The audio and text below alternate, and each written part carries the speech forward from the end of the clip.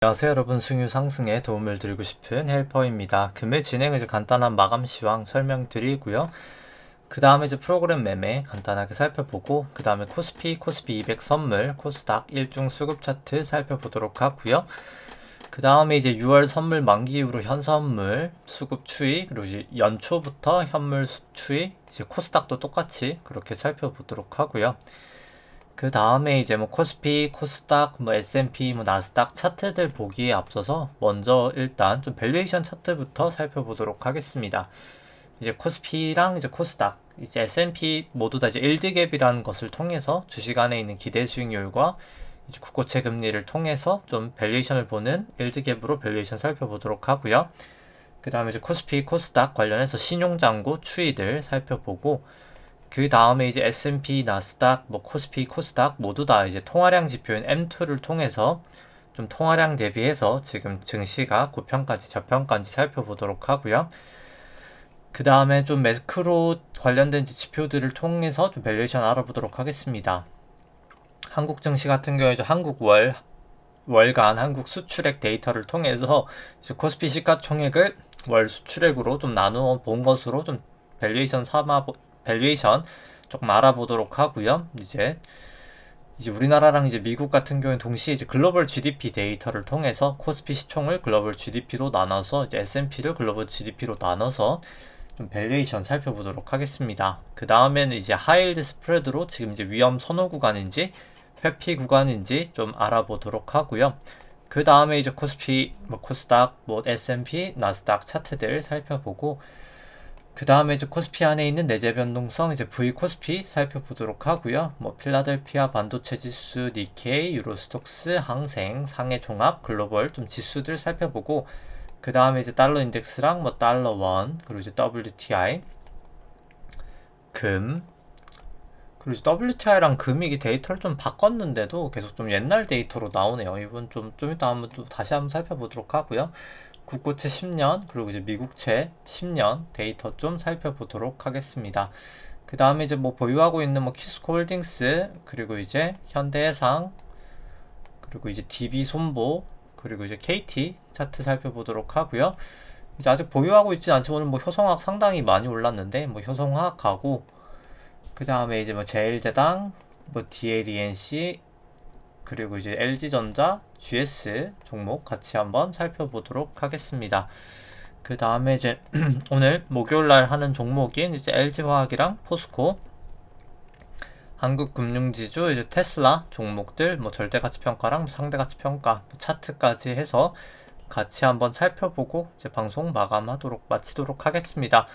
뭐 오늘 같은 경우 이제 뭐 코스피 한 0.6% 하락이 있었고요. 뭐 코스피 200은 한 0.9% 하락, 뭐 코스닥은 한 0.3% 하락이 있었습니다. 뭐 특징적인 부분은 뭐 오늘 사실 그 NC소프트가 사실 좀 많이 빠지긴 했었죠. 이제 블레이드 앤 소울이 생각보다 좀 흥행이 일단 뭐 첫날임에 불구하고 좀 안 나오다 보니까 좀 많이 하락한 모습은 나타나긴 했었고, 일단 이 검은 색깔 선이 이제 코스피 200 차트인데요. 이제 빨간 색깔 부분하고 파란 색깔 부분이 이제 프로그램 순매수 구간, 뭐 순매도 구간입니다. 뭐 오늘 같은 경우 거의 유사하게 흘러가긴 했고요. 오늘은 이제 외국인이 한 1,700억 정도 이제 프로그램 매도를 하면서 뭐 좀 하방을 좀 이끌었던 것 같고요. 이제 일중 수급 같은 경우에는 뭐 개인이 한 4,400억 정도 매수를 했고, 기관 한 800억 매도, 이제 외국인 한 3,600억 정도 매도가 있었고요. 선물 같은 경우에는 이제 개인이 한 1,300억 정도 매수, 기관 한 200억 정도 매도, 외국인이 한 800억 정도 매도가 있었습니다. 뭐 그나마 다행인 건 막판에 좀 외국인이 조금 돌리긴 했고요. 이제 선물 같은 경우에는 코스닥 같은 경우에는 뭐 개인이 한 1,500억 정도 매수가 있었고, 그 다음에 이제 뭐 기간은 거의 보합 정도였고, 외국인 한 1,100억 정도 매도가 있었습니다. 뭐 누적 수급 같은 경우에는 이제 코스피는 6월 선물 만기 이후로부터는 뭐 개인이 한 19조 정도 매수를 하고 있는 상황이고요. 이제 특히나 좀 외국인이 좀 현물은 매도 폭이 있고, 선물 같은 경우에는 뭐 누적적으로는 아직까지 여전히 일단 외국인이 매도 포지션입니다. 한 2조 정도 매도 포지션을 가지고 있고요. 외국인이 연초부터는 뭐 현물 같은 경우에는 이제 개인이 한 70조 정도 매수를 했고 외국인과 기관은 다 매도를 하고 있습니다. 뭐 수급 자체는 이렇게 개인만 사고 있는 장은 뭐 좋지는 않다라고 당연히 보여지고요. 뭐 코스닥 같은 경우도 특이하게 다른 건 없는데 뭐 코스닥은 이제 오히려 외국인이 조금 매수 세고 현물 같은 경우에 이제 6월 선물 이후로부터는 기관이 조금 매도 폭인 게 다르고 이제 선물 같은 경우에는 조금 이제 개인이 매수폭이 조금 최근에 있다. 뭐 요 정도가 조금 다른 것 같습니다. 선물도 이제 외국인은 계속해서 이제 코스피랑 똑같이 매도 상황인 거는 뭐 똑같고요. 아, 그리고 저 오늘 뭐 금통위가 있었죠. 이제 금통위 오늘 0.25% 이제 25bp 인상이 있었습니다. 뭐 동결 의견 한 명 계셨었고요. 뭐 생각보다 뭐 기자회견이 엄청 뭐 매파적이진 않았는데 뭐 그냥 제가 느끼는 바도 그렇고 뭐 대부분 의견이 아마 이제 11월에 한 번 더 인상은 있을 것 같습니다. 근데 뭐 사실 두 번 정도는 뭐 사실 하지 않을까라고 사실 생각이 좀 그래도 어느 정도 한 40% 정도는 있었기 때문에 뭐 충분히 뭐 인상에 대해서는 뭐 그렇게 크게 서프라이즈까지는 아닌데 일단 결국 중요한 것은 이제 기준금리라는 게 이게 기준금리 인상도 중요한데 결국 기준금리가 어디까지 가냐인 거거든요. 지금 이제 0.75인데 과연 이번 인상 사이클이 이제 막 이제 시작이 됐는데 오늘 결국 이제 이게 어디까지 가냐가 사실 가장 중요하긴 합니다. 그 고점이 어떻게 보면 국고채 10년 고점이 될 것이고 이제 실제로 이제 금융시장에 영향을 받는 게 이제 은행들이나 뭐 그런 대출 시장은 이제 기준금리에 영향을 받습니다만 결국 주식이나 이제 그런 시장들은 이제 주식 특히 이제 금융시장은 국고채 10년 금리 영향을 많이 받거든요. 그래서 결국 이제 고점을 어디로 보냐의 문제인데 뭐 저는 조금 더 사실 더 금리는 올라야 되지 않나라는 개인적으로 좀 고점은 저는 좀 위로 보고 있긴 합니다. 근데 이제 좀 반대 의견도 있다고 하면은 이제 잠재 성장률을 이제 오늘 뭐 이주열 총재님이 한 2% 정도 이제 기존의 잠재 성장률이 2.5였다고 하면은 잠재 성장률이 이제 올해랑 내년 한 2% 정도로 이제 낮아졌다라고 했기 때문에 좀 오히려 이제 금리가 좀 내리는 영향을 끼쳤었고요. 결국 이제 뭐 금리라는 게 결국은 이제 잠재 성장률에 따라가긴 하는데 약간 그런 건 있죠. 이제 약간 오늘 아는 사람하고도 얘기를 좀 했었었는데 그런 거죠. 사람이 이제 어떻게 보면 경기가 안 좋을 때는 이제 뭐 재정 정책도 써도 되고 통화 정책도 써도 되고 뭐 사실 쓸 게 되게 많습니다. 뭐 여기서는 이제 뭐 금리 인하도 있고 여기서 뭐 이제 양적 완화를 해도 되고 경기가 안 좋을 때는 뭐 쓸 게 상당히 많거든요. 이제 결국 이제 이게 이제 역으로 생각하면 약간 좀 디플레이션 구간, 물가가 조금 약간 낮을 때, 물가가 이렇게 낮을 때, 뭐 경기가 안 좋을 때, 뭐 꼭 같은 말은 아닙니다만 뭐 유사한 말이죠. 뭐 이런 경우에는 사실 좀 쓸 게 많습니다. 뭐 재정 정책을 해도 되고 통화 정책을 뭘 써도 되고 되게 이제 뭐 할 게 많은데 역으로 이제 인플레이션 구간에서는 할 게 없거든요. 인플레이션 구간에 재정 정책 쓰면은 인플레이션 더 심해져서 못 쓰고요. 이제 뭐 양적 완화 같은 경우는 당연히 할 수 없고 결국 할 수 있는 게 이제 금리 인상밖에 없습니다. 인플레이션이 온다고 쳤을 때는 결국 이제 금리 인상밖에 없는데 워낙 좀 수단이 없다 보니까 사실 금리 인상이 역으로 생각하면 더 어렵기는 하거든요. 그러니까 뭐라고 해야 될까? 대응책은 딱 하나밖에 없어서 심플하기는 한데 상대적으로 어떻게 보면 이제 그 고통을 감내를 하면서 가야 되기 때문에 좀 약간 더 어려운 부분은 있어서 뭐 저 같은 경우에는 사실 인플레이션 좀 보고 있기 때문에 금리는 좀 더 올라가지 않을까. 뭐 저는 뭐 최대 뭐 한 2%까지도 갈 수 있지 않을까라고 해서 뭐 사실 결국에 국고채 10년 금리가 2% 지금 이제 왔다리 갔다리 하는데 위아래 가는데 그쵸 이제 국고채 우리나라 국채 같은 경우에는 뭐 충분히 뭐 이 정도는 비싸다고는 생각은 안 하는데 그 싸다 비싸다 뭐 그냥 적정한 수준인 것 같은데 미국 쪽은 지금 충분히 반영은 좀 안 돼 있지 않나라고는 뭐 생각을 합니다. 일단 그렇고요. 뭐 그래서 뭐 그 외에는 뭐 특별하게 이제 뭐 물가 특별 이제 또 물가 같은 경우는 이제 원래 기존에 이제 5월에 하는 전망치가 이제 1.8%였는데 올해 물가가 이제 또 2.1%로 좀 더 높게 잡았고 22년 물가도 1.4에서 이제 1.5로 좀 높아지면서 물가 관련된 부분은 뭐 계속해서 좀 약간 노이즈가 그래도 좀 나고 있지 않나라고는 생각을 합니다. 그 다음에 이제 뭐 차트 보기에 앞서서 일단 밸류에이션 지표부터 먼저 살펴보면은 이제 파란 색깔이 코스피고요. 빨간 색깔이 이제 코스피 할인율을 이제 국고채 금리로 이제 차감을 한 수치입니다. 이제 높을 때 저평가, 이제 낮을 때 결국 고평가인데 2019년 이후로 결국 고평가 찍고 나서 지금 이미 많이 빠졌죠. 한 10% 정도 조정은 보였고요. 근데 뭐 빠지고 나서도 일단 아직까지도 충분히 밸류에이션 부담은 있는 구간이다라고는 보여지고요. 그 다음에 이제 뭐 긴 시계열로 봤을 때도 뭐 지금 이제 막 엄청 비싸다라고까지는 사실 할 정도는 아니긴 한데 이제 충분히 좀 밸류에이션 부담은 있는 구간이다라고는 보여지고요. 이제 금리가 좀 낮은 걸 감안을 했을 땐 뭐 충분히 그래 보인다라고는 생각이 되고 그 다음에 이제 뭐 코스닥 같은 경우에는 이제 코스닥 같은 경우 2018년 이제 고점 쳤을 때 부분까지 뭐 그 정도까지는 아니지만 좀 빠졌다가 일단 좀 조정을 보이고 있어서 뭐 여기도 좀 조심은 해야 되지 않을까라고는 생각이 됩니다. 그 다음에 이제 뭐 S&P랑 같이 돼 있는 거를 보시면은 일단 뭐 우리나라보단 미국이 조금 더 이제 고평가를 받고 있는 상황인 것 같고요. 뭐 일단 뭐 패권 전쟁 영향도 있고 그리고 이제 아무래도 양적 완화를 미국이 지금 제일 많이 하고 있죠. 뭐 그 부분의 영향이지 않을까. 결국 이제 어떻게 보면 달러의 힘으로 결국 이제 계속 양적 완화를 많이 하고 사실 패권 전쟁을 하고 있기 때문에 이제 달러를 그렇게 풀면서 양적 완화를 하는 거긴 하거든요. 뭐 결국은 사실 패권 전쟁 때문에 지금 약간 미국이 고평가가 있는데 결국 이제 그게 끝나면 이제 미국도 아마 무너지지 않을까라고는 생각을 합니다. 뭐 두 나라 다 이제 밸류에이션 부담은 있어 보인다라고 생각은 되고 할인율 같은 경우에는 이제 요거 같은 경우에는 이제 국채 수익률로 차감한 게 아니라 나눈 수치고요. 이제 페드 모형이라고 해서 금리에 조금 더 이제 민감한 모델입니다. 뭐 지금 뭐 충분히 뭐 많이 낮아져 있는 상황이고 최근에 조금 이제 높아지긴 했지만 충분히 이제 좀 밸류에이션 부담은 충분히 있다라고 생각을 하고 그 다음에 이제 S&P 뭐 오랜만에 퍼 한번 보시면은 S&P 퍼가 뭐 많이 내려오긴 했죠. 근데 실제로 한 21, 22 정도 지금 이제 리딩 퍼로 이게 트레일링인데 리딩 퍼로는 이제 그 정도 보시면 됩니다. 근데 뭐 그 정도를 봤을 때도 충분히 높은 레벨이긴 하거든요. 뭐 그래서 충분히 좀 조심을 할 필요는 있다라고 생각을 하고 특히나 이제 PBR로 봤을 때는 뭐 PBR은 뭐 사실 다 컴업을 때까지도 와 있기 때문에 뭐 저는 뭐 충분히 좀 조심할 구간이다. 왜냐면 이제 높은 PBR이 용인이 되려면 ROE가 높아야 되는데 지금 이제 과거 ROE랑은 비슷하거든요.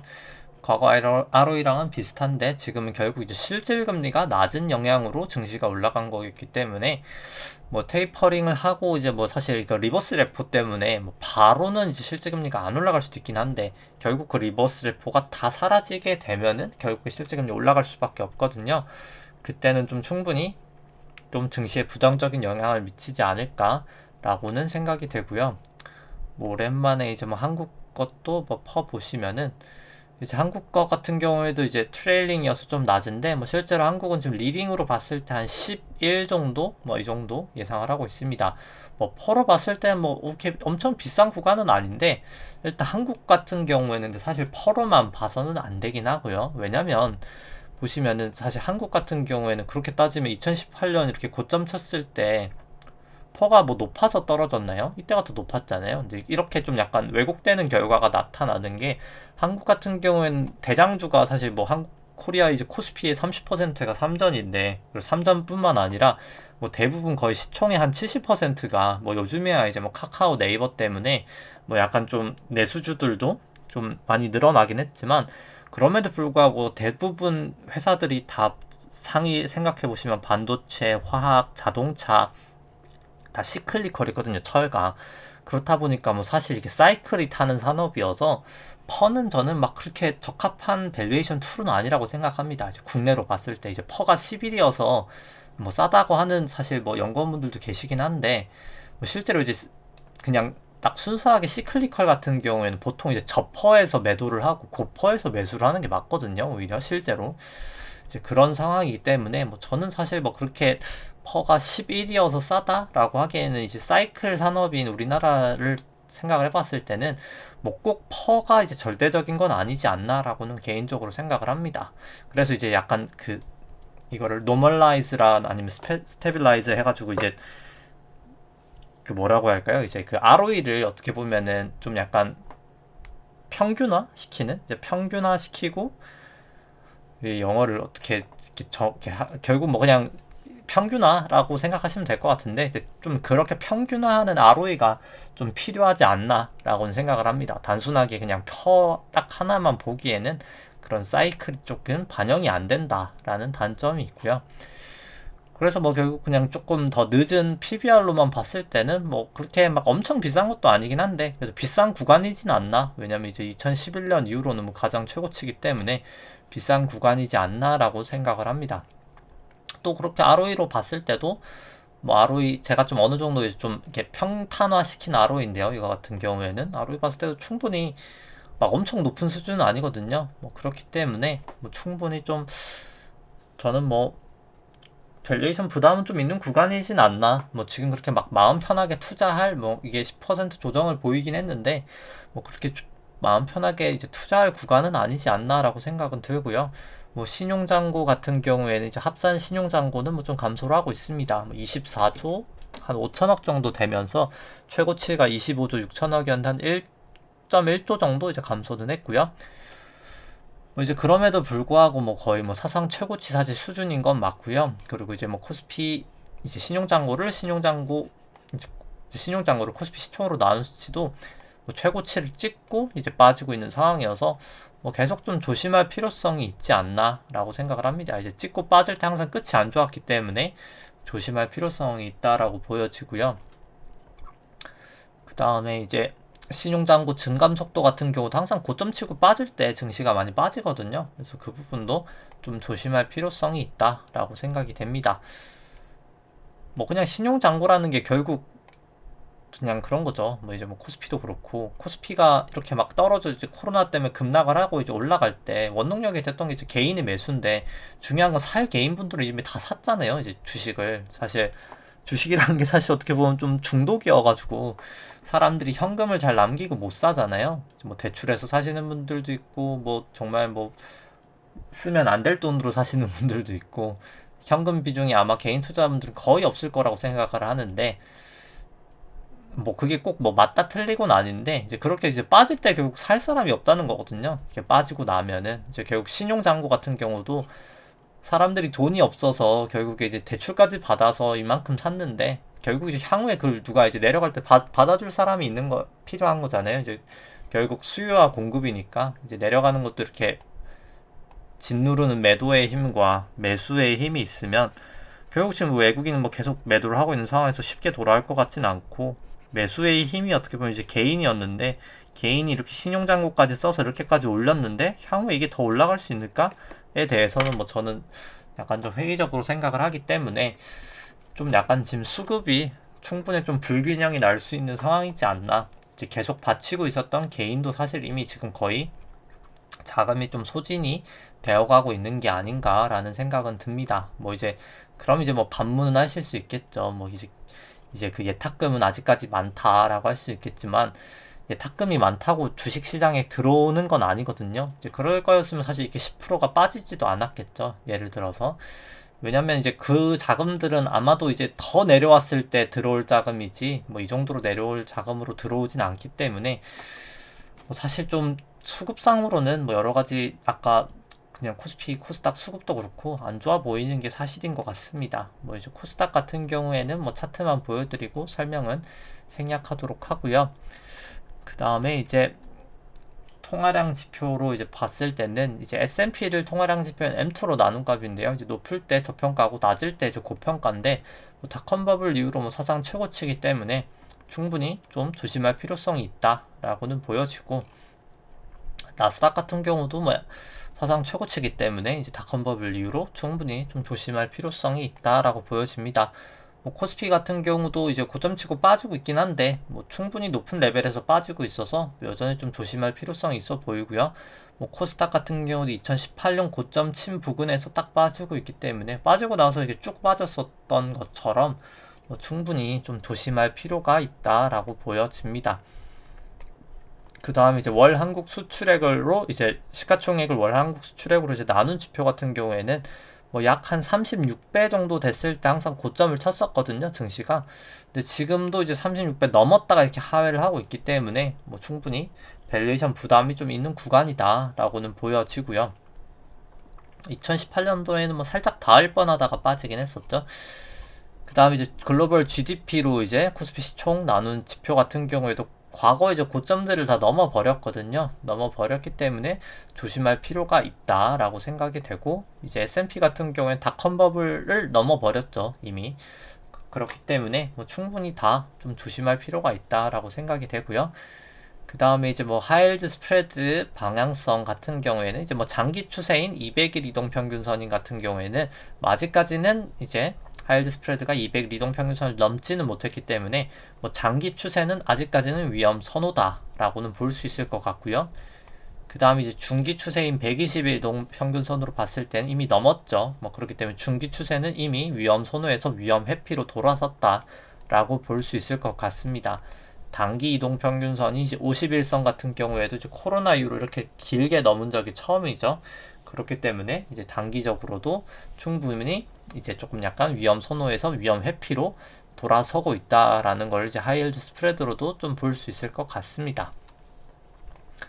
그 다음에 이제 뭐 차트 보시면은 코스피 같은 경우에는 이제 뭐 좀 약간 고민을 요즘에 계속 하고 있는데, 약간 사실 좀 애매한 부분이 있긴 하더라고요. 그래서 코스피도 여기가 1파 고점이고 여기가 이제 코로나 저점이라 엘리트 파동으로 봤을 때 여기가 2파, 여기가 3파, 여기가 4파 인 것까지는 뭐 사실 이견은 없는데, 이제 조금 애매한 것은 여기가 이제 5파 고점이냐 여기가 5파 고점이냐에 조금 약간 문제가 있긴 하더라고요. 이제 여기가 이제 5파 고점일 것 같은데, 제가 생각하기에 이제 뭐 200일 이동평균선 200일 그 볼린저 밴드를 봤을 때도 여기가 이제 이탈이었고 일 것 같은데, 이제 약간 조금 걸리는 게 있다고 하면은 이제 여기가 그럼 이제 A고 여기가 이제 B고 여기가 이제 조금 미니 A, 여기가 미니 B, 여기가 미니 C여서 이게 여기까지도 뭐 크게 문제는 없는데요.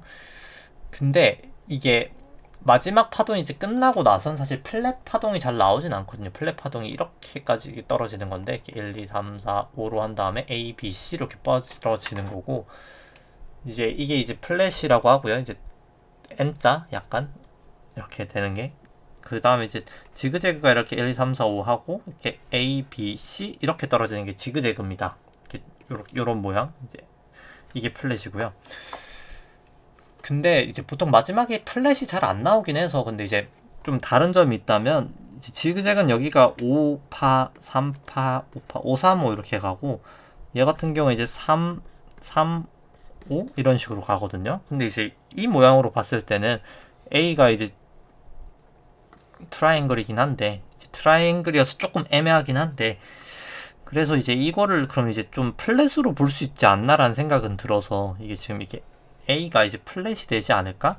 라고 생각을 해서, 그럼 이제 B가 아마 지그재그로 오고, 그 다음에 이렇게 C로 내려가면 뭐 사실 이탈은 없기는 한데, 좀 고민 중에 있긴 합니다. 그래서 지금 여기가 이제 온가 여기가 온데, 그냥 뭐 아직 사실 결론을 내리진 못하고, 뭐 사실 좀 지켜봐야 될 것 같기는 합니다만, 일단 뭐 이건 제가 좀 하다가 조금 더 이제 확실해지면 얘기를 드리도록 하고요.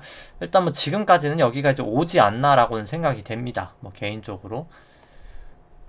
그래서 뭐 결국 사실 2랑 4랑 이제 그어 봤었을 때, 과거에 여기 2파, 4파 저점을 이제 그었을 때, 뭐 후행적이긴 하지만 여기가 이제 깨질 때, 결국 이제 기준선 깨질 때, 이때가 이제 좀 매도의 타이밍이지 않았을까라고는 사실 채널링을 했다고 하면은 생각은 들고요.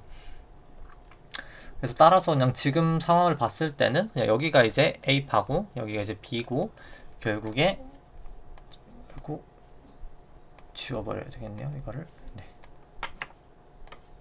아마 이제 여기가 이제 결국 C인 것 같은데, 지금이 이제 여기가 이제 A의 1, 여기가 A, B, C로 2, 여기가 3, 여기가 4, 아마 이렇게 오지 않을까라고는 생각이 됩니다. 아직까지 뭐 확실하진 않겠지만 그냥 예측을 해보건데 이제 그럴 확률이 높지 않을까라고 생각을 하고, 이제 이것도 똑같이 채널링을 해봤을 때,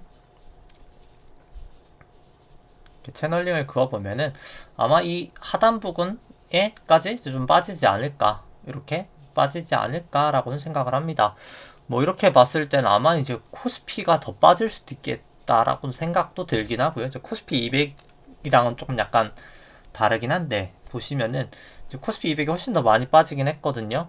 아무래도 삼성하고 이제 하이닉스가 많이 빠지다 보니까, 대형주 쪽이 많이 빠지다 보니까 그래서 이제 채널링을 해보면은 이제 여기 같은 경우에는 뭐 4가 이제 여기서 도지 모양 나오면서 아마 이제 끝이 났을 것 같고, 뭐 아직은 추정이긴 합니다만 이제 여기가 이제 5로 이렇게 빠지지 않을까라고는 뭐 개인적으로 한 93 이제 393 이 정도까지.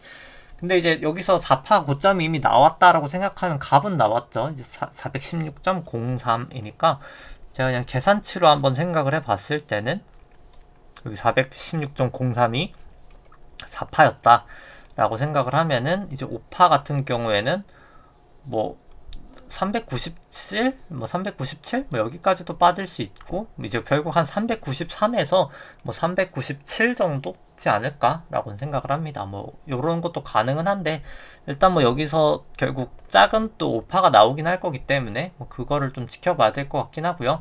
결국 이 채널을 넘었다가 하회했다가 다시 이제 위로 이렇게 돌아갈 때 조금 이제 해지해 놓은 걸 저는 꺾을까라고 생각을 하고 있습니다. 뭐 저 같은 경우 이제 이날 이제 거의 고점 부근에서 사실 해지를 해 놓은 상황이고요. 뭐 따라서 일단 뭐 개인적으로는 그냥 좀 빠지지 않을까라고는 뭐 개인적으로는 생각을 합니다. 뭐 맞을지 틀릴지는 모르겠지만 뭐 일단 개인적으로는 그렇게 생각을 하고 있고요. 일단 뭐 일목균형표로 봤을 때는 전환선 재차 하회하면서 200일 이동평균선 다시 재차 하회하면서 뭐 차트는 다시 다 역전됐기 때문에 뭐 다시 또 좋지는 않은 상황이고요. 120분봉으로 보더라도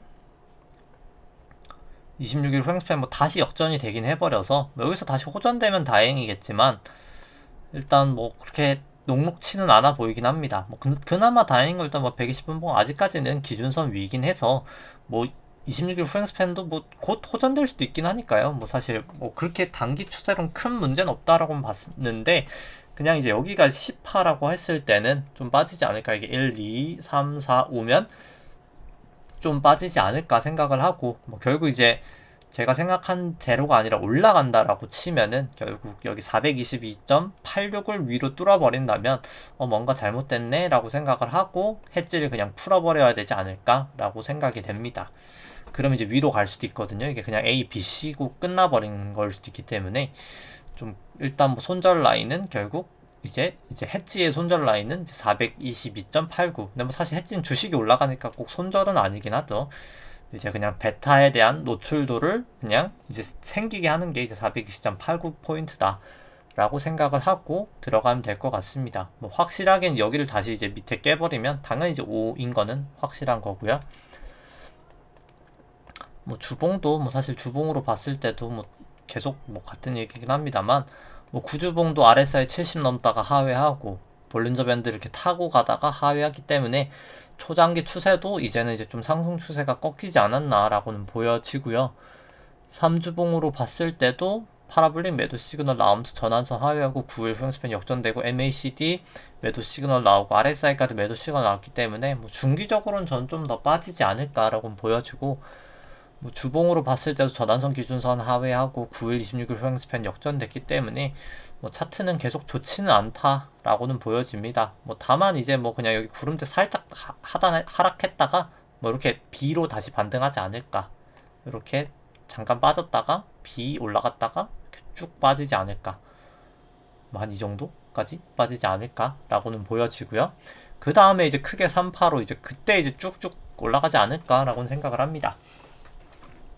근데 이제 기간이 이게 조금 약간 A파가 길었어가지고 뭐 좀 걸릴 수는 있을 것 같은데, 이제 뭐 기간은 뭐 제가 정확하게는 할 수 있겠지만 좀 걸리긴 할 것 같긴 합니다. 이제 워낙 A파가 길었어가지고 뭐 B파도 뭐 38%든 뭐 62%든 뭐 좀 어느 정도 있으니까 뭐 한 이 정도 이렇게 되지 않을까요? 이게 이 정도 개인적으로 생각은 하는데, 뭐 일단 이건 아직까지는 소설이기 때문에 일단 C의 5가 맞는지부터 일단 뭐 확인은 해야 될 것 같긴 하고요.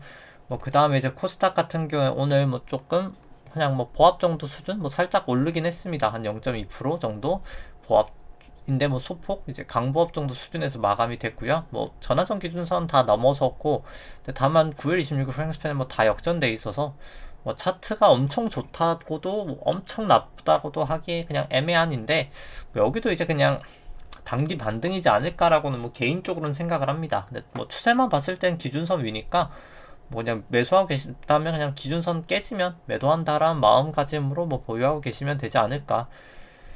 생각이 되고요. 이제 뭐 S&P 같은 경우에도 결국 이제 5파 끝을 향해 가고 있는 상황인 것 같기 때문에 여기가 1파, 2파, 뭐 3파, 4파 하고 5파가 이제 연장된 상태로 가는 것 같은데 뭐 개인적으로 뭐 거의 끝을 향해 지금 오지 않았나라고 생각을 합니다.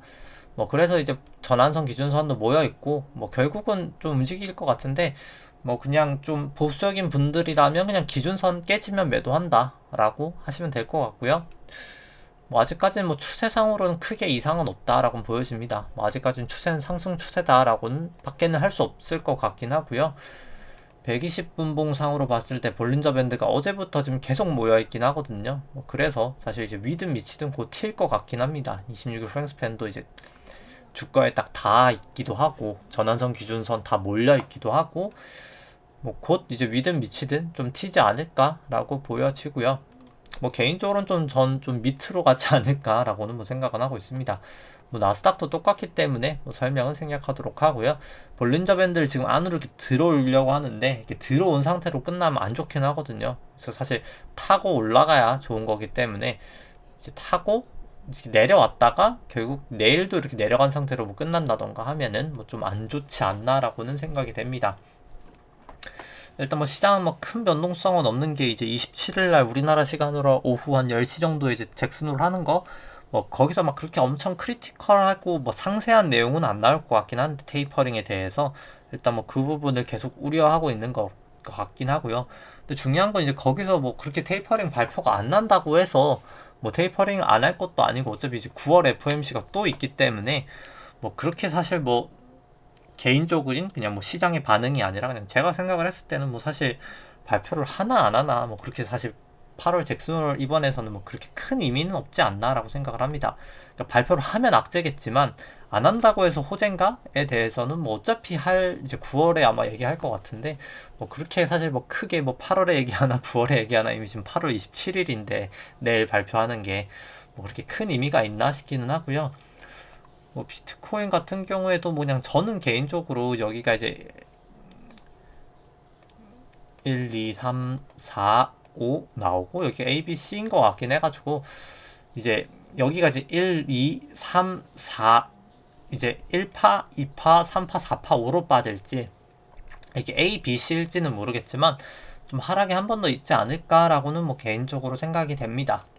뭐 전 투자는 하진 않지만 뭐 그냥 개인적으로 파동만 봤을 땐 좀 그렇게 보이는 것 같긴 하고요. 뭐 제가 틀릴 수는 있겠지만 그 다음에는 이제 코스피 안에 있는 내재 변동성 같은 경우에는 오늘 한 4% 정도 이제 증시가 그래도 하락이 있었기 때문에 상승을 했고 다시 이제 26일 프랭스팬 호전이 돼버렸기 때문에 조금 다시 약간 조금 위험 관리를 해야 될 구간이지 않나라고는 생각이 되고요. 뭐 필라델피아 반도체 지수는 뭐 올라가면서 뭐 지금 당장은 뭐 추세는 뭐 크게 이상은 없는 상황입니다. 뭐 일단 아직까지는 다 호전되어 있는 상황이고요. 뭐 니케이 같은 경우에도 뭐 오늘 뭐 크게 움직임은 없었는데 일단 뭐 니케이도 26일 프랑스판 호전될 수는 있는 상황이긴 합니다. 결국 이제 내일 호전이 되냐 아니면 다시 이제 따라서 이렇게 빠지냐를 좀 지켜봐야 될 것 같고요. 뭐 유로스톡스 같은 경우 이제 오늘은 뭐 지금 일단 장중에 뭐 마이너스 한 6% 정도 이제 빠지고 있는데 결국 이제 여기도 이제 기준선을 깨냐 마냐가 뭐 가장 큰 관건일 것 같습니다. 기준선을 깨고 26일 프랭스팬이 역전이 되느냐 아니면 이제 전환선이 이렇게 방향이 지금 내려가고 있는 상황에서도 다시 한번 반등을 하냐인 것 같은데 뭐 저는 좀 빠지지 않을까라고는 뭐 개인적으로 생각하는데 이건 뭐 그냥 기준선 워낙 근처기 때문에 기준선 하회하면 매도한다는 마음가짐으로 대응하면 될 것 같고요. 항생 같은 경우 한 1% 정도 빠지고 있습니다. 뭐 빠지고 있습니다가 아니라 빠졌고요.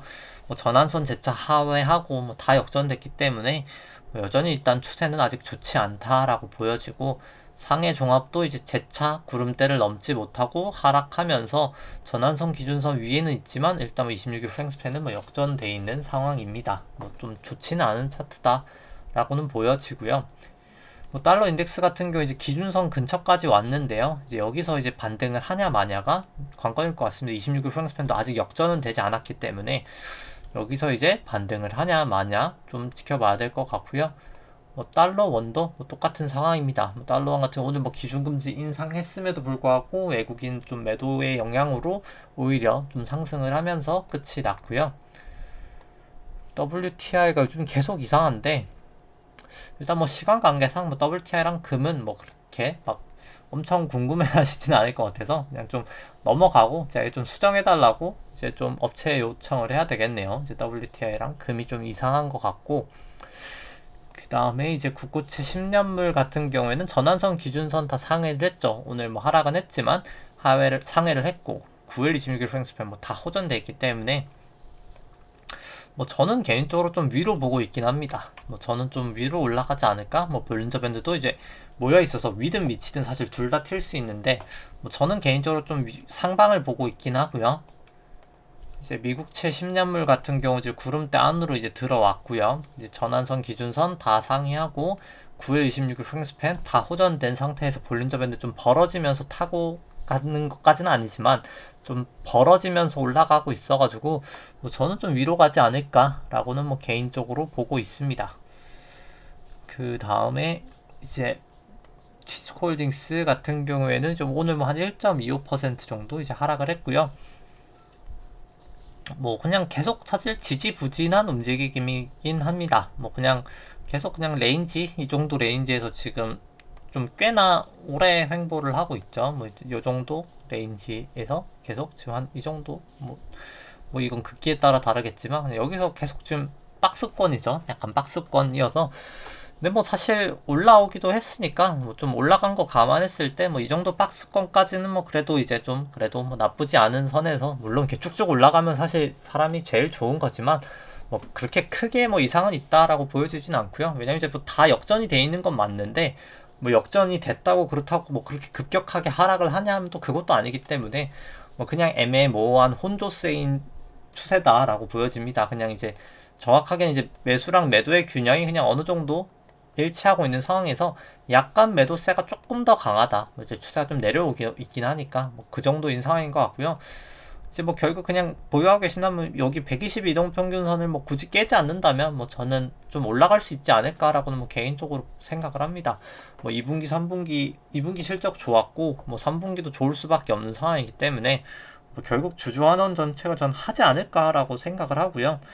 뭐 이제 자사주 매입한 거 결국 소각하고 그 다음에 이제 무상증자하고 이제 워낙 유통 주식수가 없다 보니까 하고 하면 좀 올라갈 수 있는 사실 좀 트리거가 좀 발생되지 않을까라고는 생각을 합니다만 일단 뭐 추세 자체는 뭐 그렇게 좋지도 않고 엄청 나쁘지도 않은 그냥 혼조세이다 라고는 보여지고 현재 주가 19,800원 정도 되고 나머지 이제 실적 전망치 정도 나온다라고 감안을 했을 때는 뭐 그래도 한 68,000원까지 올라갈 수 있는 내재 가치를 보유한 주식이다 라고 생각이 되고요. 뭐 현대해상 같은 경우에는 이제 뭐 오늘 사실 한 3%까지 올라갔다 한 게 이제 뭐 기준금리가 올라가서 그런 것 같긴 한데 뭐 사실 기준금리랑은 사실 손해보험사는 그렇게 영향은 없긴 하거든요. 이제 보통 이제 투자하시는 분들이 아무래도 이제 좀 신규로 이제 처음 하시는 분들이 있으시다 보니까 당연히 이제 모르실 수 있다고 생각하는데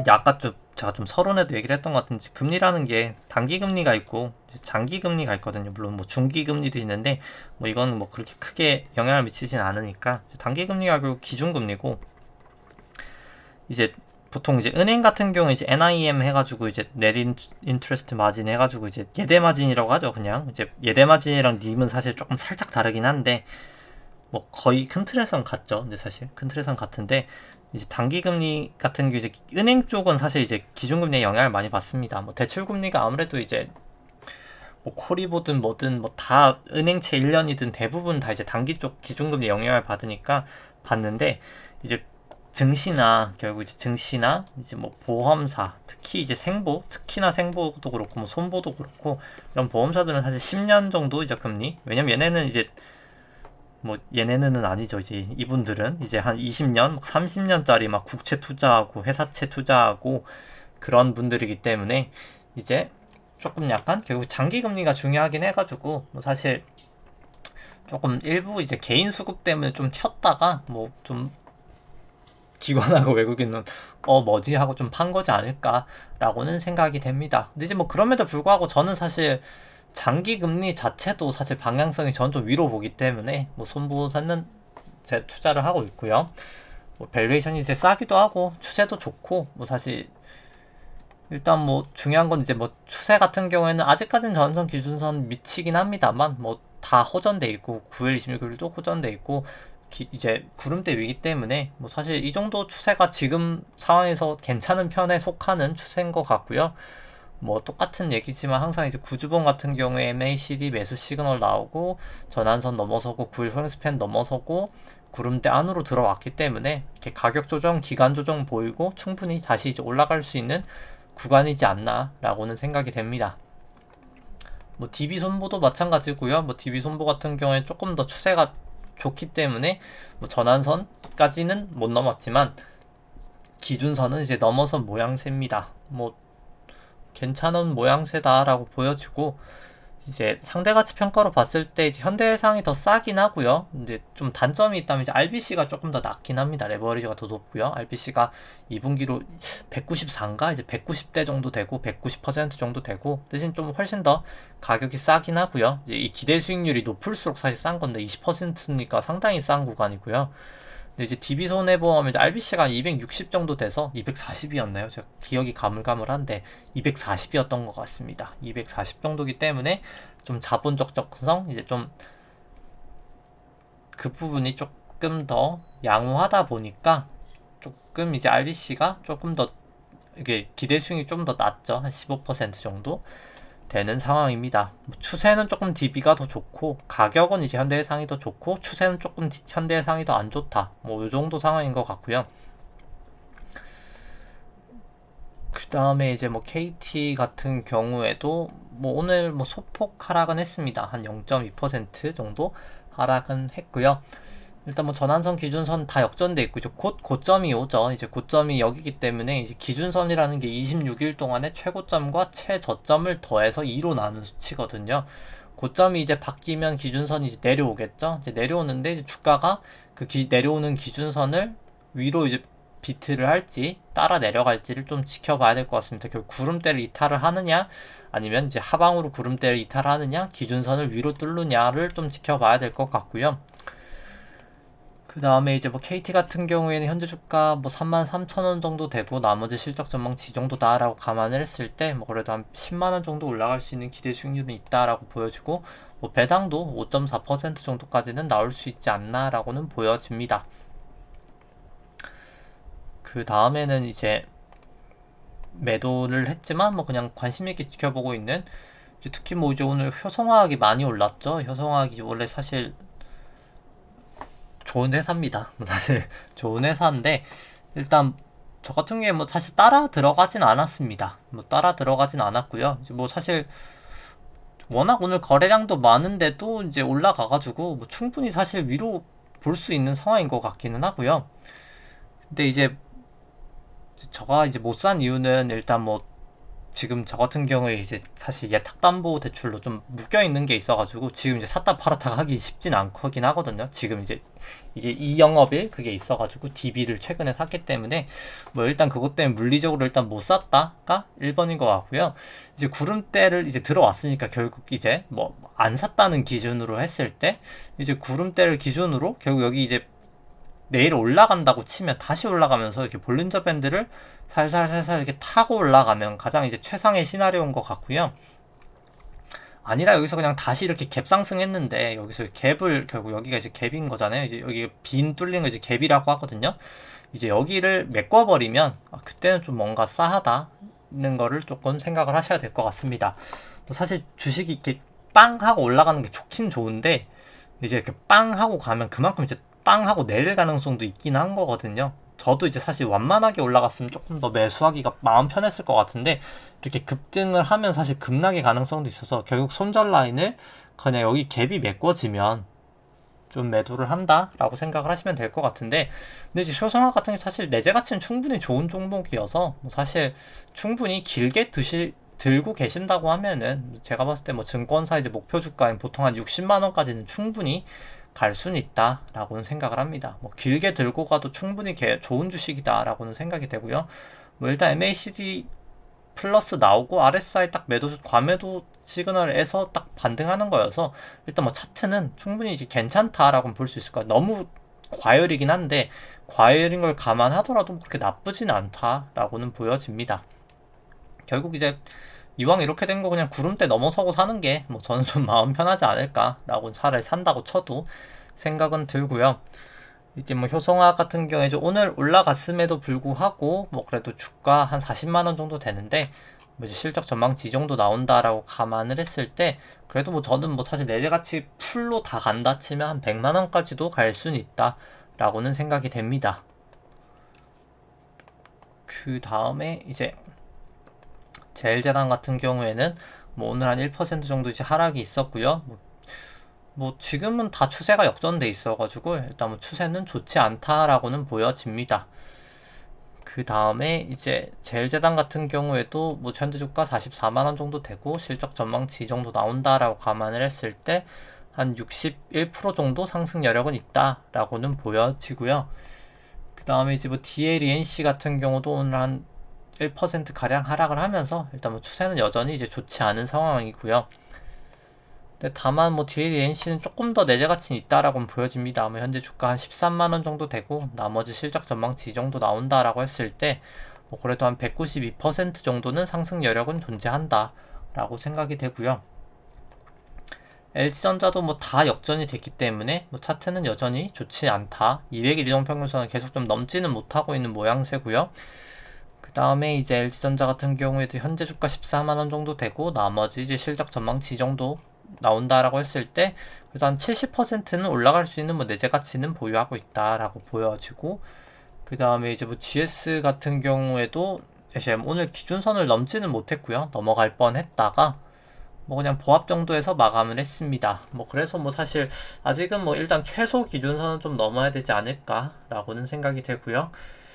근데 이제 뭐 GS도 내재 가치 같은 경우에는 뭐 현재 주가 44만 1,000원 정도 되고 나머지 실적 전망치 이 정도 나온다라고 감안을 했을 때 한 150% 정도는 올라갈 수 있는 여력은 존재한다라고 보여집니다. 뭐 그 다음에 이제 오늘 볼 종목은 이제 목요일 날 종목 LG화학, 포스코, 한국금융지주, 이제 테슬라 살펴보면은 LG화학부터 뭐 살펴보면 현재 주가 79만 원 정도 되고 나머지 이제 실적 전망치 이 정도 나온다라고 감안을 했을 때 뭐 주가 거의 한 62만 원 정도가 적정하지 않나라고는 나오긴 합니다. 한 마이너스 20% 정도 나오긴 하고요.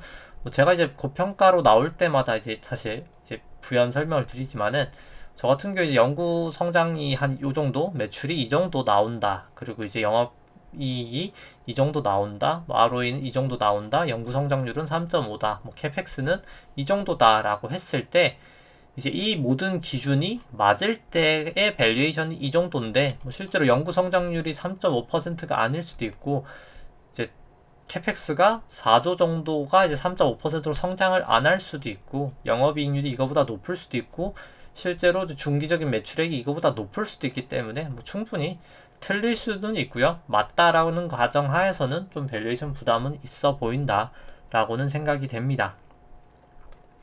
상대가치 평가로 봤을 때는 일단 뭐 충분히 주가가 워낙 많이 올라서 지금 기대 수익률이 많이 내려온 상태이기 때문에 물론 뭐 최근에 주가가 좀 빠지면서 기대 수익률이 올라오긴 했습니다만 그냥 이제 림으로 밸류에이션을 했을 때는 뭐 저는 좀 밸류에이션 부담은 있어 보인다 라고는 생각이 되고요. 근데 뭐 다만 이제 배터리 관련된 부분을 뭐 사실 어느 애널리스트도 정확하게 예측은 할 수 없겠죠. 어느 누구도 사실 뭐 정확하게 예측하시는 분들도 있겠지만 뭐 그럴 가능성은 저는 뭐 그렇게 낮다라고 보기 때문에 좀 참 밸류에이션이 어려운 주식이다라고는 생각이 됩니다. 뭐 그래서 저 같은 경우 좀 제가 생각하기에 어려운 주식이다라고 하면 그냥 투자를 잘 안 하긴 하고요. 굳이 그냥 마음 편하게 손쉽게 좀 약간 밸류에이션이 낮은 걸 사는 걸 저는 조금 더 선호하긴 합니다. 뭐 그렇다고 어려운 주식을 산다고 해서 뭐 그게 꼭 실패하는 건 아니기 때문에 성공하면 대박이 날 수도 있거든요. 어렵기 때문에. 그러니까 쉽게 말해서 좀 파악하기 힘든 주식들일수록 뭐 이건 장단점이 있어서 뭐 그냥 이건 취향대로 하시면 될 것 같고요.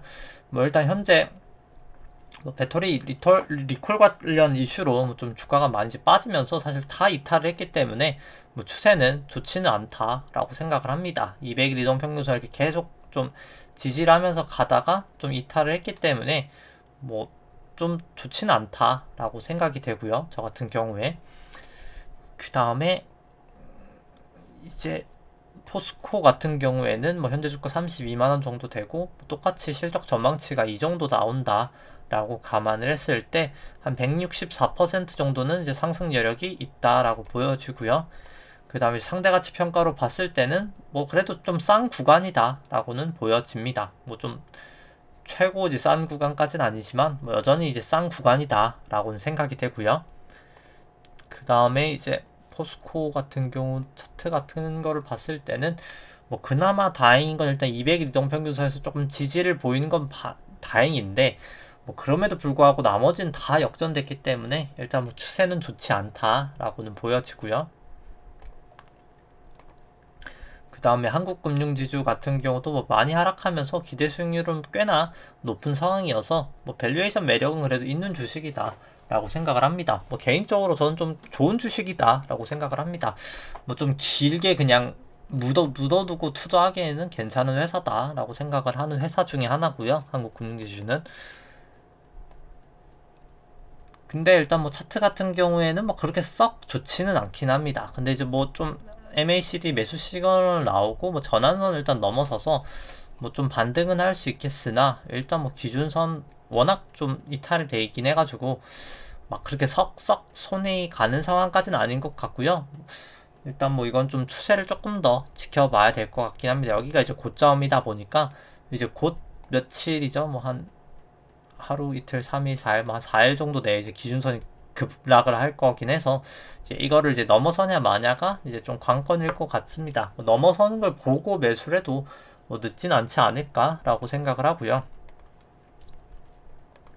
그 다음에 이제 뭐 테슬라 살펴보면은 테슬라 같은 경우에는 뭐 일단 그래도 일단 뭐 전환선 기준선은 다 상회하고 뭐 9일 26일 프랑스편부터 다 호전됐기 때문에 크게 문제는 없는데 여기도 이제 이동평균선이 정말 다 모여 있잖아요. 지금 제가 보는 선들이 정말 다 모여 있습니다. 이제 이런 경우도 정말 흔치는 않은데 이렇게 다 모여 있을 때가 결국 이제 길을 다 모으고 나서 이제 위든 밑이든 튀거든요. 이게 지금 횡보를 이렇게 하다가 결국 이제 횡보를 하다가 언제까지 횡보를 할지 모르겠지만 횡보를 하다가 이제 결국 이 어느 순간 인계점을 딱 돌파해서 역치를 딱 넘어가면 위든 아래든 이제 넘어가면 아마 이제 분출을 할 겁니다. 그래서 저는 뭐 좀 그거를 방향성을 보고 대응을 하는 게 맞지 않을까라고 생각을 합니다. 뭐 일단 뭐 지금은 그냥 길을 상당히 모아놨다. 지금 딱 위든 밑이든 언제든 좀 튈 수 있는 구간이다 라고는 생각이 되고요. 그래서 뭐 대부분 다 설명은 드린 것 같고 그래 사실 뭐 그냥 전체적으로 뭐 충분히 이제 증시가 뭐 싼 구간은 아니다라고 생각을 합니다. 뭐 좀 고점 대비해서는 10% 빠진 건 맞는데 뭐 10% 빠진 걸 감안해도 뭐 워낙 많이 상승을 했기 때문에 충분히 이제 뭐 싼 구간은 아니기 때문에 뭐 충분히 이제는 좀 과거에는 그냥 아무 주식이나 다 샀으면 다 올라가는 장이니까 그냥 사실 마음 편하게 투자하면 됐었는데 뭐 지금은 이제 좀 약간 옥석 가리기를 해야 될 것 같긴 하고요. 뭐 결국 증시가 내려갈 때 더더욱 사실 그 옥석 가리기가 그러니까 빛을 이제 내긴 할 거거든요. 뭐 그래서 사실 좀 더 이제 개별적인 종목에 조금 더 집중하시고 뭐저 같은 경우에 그냥 좀 계속 사실 상황이 좀 싸해 보이긴 해서 이때부터 그냥 좀 해지를 계속해서 하고 있습니다. 여기 439대부터 이제 해지를 했다가 이날 해지를 풀고 다시 그냥 이날 해지를 한 상황이고요. 뭐 그래서 그냥 투자자분들도 뭐 지금은 사실 뭐 해지가 꼭 좋다라고 하기도 뭐 사실 완벽하게 이게 지금 C의 4가 확실히 할지는 뭐 제가 사실 뭐 완벽하게는 모르겠지만 일단 저는 좀 빠지지 않을까라고 봐서 뭐 빠진다고 생각하시면 해지하는 것도 뭐 나쁘진 않지 않나라고는 생각이 됩니다. 뭐 충분히 좀 조심하시는 것을 추천을 드리고 뭐 다시 한번 뭐 계속 요즘에 어제도 그렇고 똑같은 내용이지만 이제는 정말 좀 좋은 기업에 집중을 해야 될 때지 않을까라고 생각을 합니다. 이제 보통 이제 저도 이제 주변에서 사실 물어보시는 분들이 있긴 하거든요. 이제 보통 저는 좀 되게 조용하게 살아서 제가 아는 사람은 없고 사실 이제 여자친구 지인이 좀 물어보는 경우가 많은데 이제 좋은 주식을 되게 물어보셔서 되게 잘하시는 분들도 많은데 사실 대부분 들어보면은 이제 당연히 이제 모르실 수 있으니까 뭐 저야 사실 이게 약간 거의 뭐 업으로 삼고 이제 사는 사람이다 보니까 이거를 되게 오랜 시간 동안 근데 저는 나이에 비해서는 되게 오랜 시간 동안 지금 하고 있어가지고 그냥 업으로 이렇게 하다 보니까 뭐 거의 밥 먹고 이거밖에 안 보니까 뭐 사실 당연히 남들보다는 잘한다고는 할 수 없어도 잘 알 수밖에 없다고 생각하거든요. 제가 이제 뭐 공부도 더 사실 아무래도 다른 분들보다 많이 할 수밖에 없는 환경이었던 것 같고 경험도 아마도 아마 이제 듣고 계신 분들 대부분보다도 제가 아마 훨씬 더 많을 거긴 해서 근데 중요한 건 뭐 많고 적고가 중요한 게 아니라 이제 없으니까 당연히 그럴 수 있는데 뭐 중요한 거는 없더라도 충분히 이제 지금부터는 다르게 할 수 있긴 하거든요. 그래서 뭐 사실 대부분 조금 약간 투기성이 가까운 주식들 이제 약간 좀 이제 한방 주식이라고 하죠. 이제 정말 이제 그냥 바이오 아니면 이제 뭐 지금 그냥 뭐 어떤 특정 테마들 이게 아직은 실적이 좀 받쳐주지 않는 주식들 를 물어보시는 경우가 많은데 아니면 제가 봤을 때 재무지표상 이건 참 사기가 힘든 주식이다 인 경우가 사실 많긴 하거든요. 근데 뭐 사실 제 방송 특성상 지금 뭐 듣고 계신 분들이라면 당연히 이제 안 그럴 거라고는 생각을 하는데 뭐 혹시나 이제 그런 분들이 계시다면은 뭐 꼭 이 방식이 맞는 건 아닌데 그냥 확률적인 상황이다라고 생각을 합니다. 뭐 당연히 공부를 열심히 하면 공부를 잘할 확률이 높겠죠. 뭐 그런 것처럼 뭐 내재 가치가 좋은 주식이 꼭 올라가는 건 아닌데 올라갈 확률이 높은 건 맞는 거거든요. 뭐 그렇기 때문에 좀 좋은 주식으로 이 기회에 조금 갈아타시는 걸 추천을 드리고 이제 뭐 사실 뭐 똑같은 얘기입니다만 저 같은 경우 이제 C 빠지고 나서 다시 이제 B 반등 좀 왔다가 이제 아마 지그재그가 올 것 같아요. 여기 이제 플랫으로 왔으니까 이 A가 플랫이었으니까 이제 B가 이렇게 지그재그로 그리고 A가 길었기 때문에 제가 봤을 때 B가 좀 짧고 굵게 올 확률이 높습니다. 지그재그로 반등이 왔다가 이렇게 좀 빠질 C로 다시 한번 빠질 것 같아서 뭐 이제 결국 빠지는데 이제 뭐가 될진 모르겠는데 저 같은 경우 이제 금리는 그 와중에 이제 올라갈 것 같긴 하거든요. 이제 그래서 뭐 좀 금리 인상 관련된 거 좀 대비를 하시면 좋을 것 같고 결국 이제 실질금리가 마이너스이기 때문에 결국 이제 인플레이션이 와가지고 저는 이제 금으로 대응을 하려고 하는데 이제 그 부분은 제가 조금 타이밍이 나오면 좀 그 부분은 다시 좀 말씀을 드릴 기회가 있으면 드리도록 하겠습니다. 결국 뭐 좀 재미가 없는 장이긴 한 것 같아요. 지금 뭐 사실 이제 투자라는 걸 꼭 재미로 하는 건 아니지만 뭐또 재밌어서 나쁠 것도 없긴 한데 일단 뭐 결국은 다 이제 벌려고 하는 거긴 한데 재미가 없는 장이긴 한데 일단 이럴 때일수록 좀 더 좀 꼼꼼하게 대응을 해야 되지 않을까 생각을 하고 뭐 그냥 계속해서 좀 종목에 집중을 하셨으면 좋겠다라고 계속 제가 좀 잔소리 아닌 잔소리를 하게 되는데 좀 그렇게 해서 좀 수익을 잘 지키면 좋지 않을까 수익도 잘 내고 생각을 하면서 이제 오늘 방송은 여기까지 하도록 하겠습니다. 네, 좋아요와 구독 누르시면 감사하겠습니다. 이상입니다.